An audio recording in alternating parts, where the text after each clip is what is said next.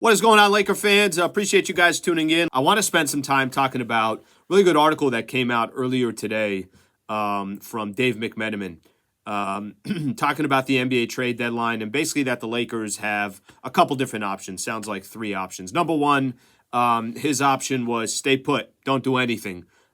Take your chances with what the Lakers built last year and keep players like we've talked about, and just kind of look at it big picture perspective. And yes, keep D'Angelo Russell, keep Rui Hachimura, keep all these guys, and see if you can potentially turn that switch on. And that switch is hoping you could do what you did a year ago, hoping you could kind of find a way to be effective in a sense where you can still ride some type of momentum and understand that you got LeBron and Anthony Davis in a 7-game set. That's option one. Me personally, I do not want to see option one because I don't think the Lakers are really going to make too much noise if they just stay with what they have. I've seen enough of them, this team.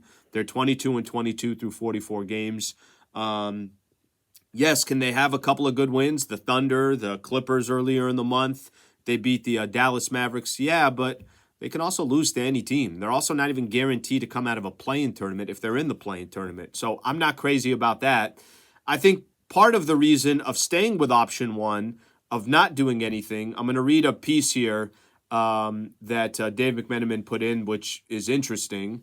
The Lakers have one future first-round pick that they're available to trade, but starting on the day of the NBA draft, they'll have three. They'll have 2031, 2029, and then either 2024 or 2025, depending on what New Orleans does with the pick swap that they have.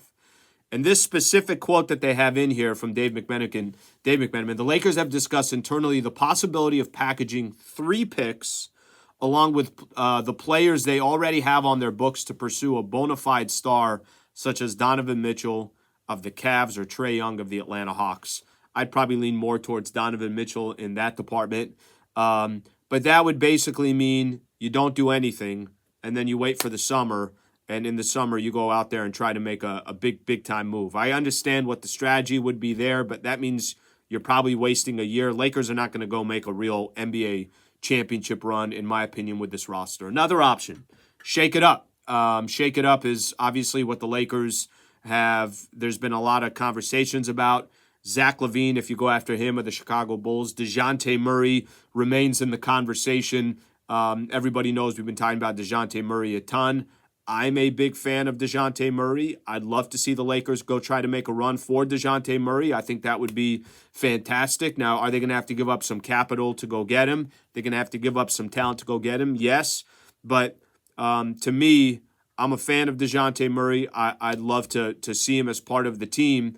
And then the third thing, the last thing that option 3 that Dave McMenamin has in here in this article is split the difference. Go after, you don't have to go after some big players. You can go out and try to get players like Colin Sexton, Tyus Jones of the Wizards. Maybe you go back and you get Dennis Schroeder. There was a report out there about how the Lakers, Woj had it yesterday, how much they coveted Bruce Brown, but they weren't able to go make it happen in the offseason with him.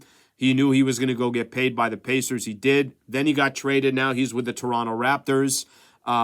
Also saw Andre Drummond's name in there. Andre Drummond to try to match up specifically against the Denver Nuggets. So there are a lot of names out here to add to it. I think Dorian Finney-Smith could be a target. So there are a lot of players that are out there and a lot of players that are being mentioned.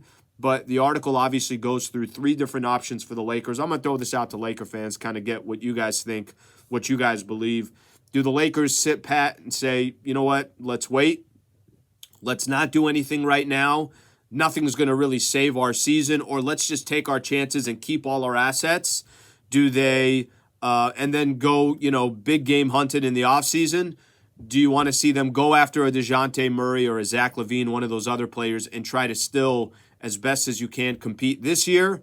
Or the last option would be just go make some small changes in and around the edges and take it from there. I lean more towards the go get DeJounte Murray. That's where I lean. I still think the Lakers will have assets to go try to make moves in the offseason anyways. They are the Lakers. They're always figure out a way to rebuild on the fly. So I'm not as concerned about some of those big-time moves and waiting until the offseason. Your guys' thoughts here? Would appreciate also subscribing to the channel here on ESPN LA. About to start the Travis and Sliwa show here in a few minutes. Lake fans, appreciate you guys being a part of it. And we'll talk to you guys tomorrow. Thanks, Lake fans. Appreciate it.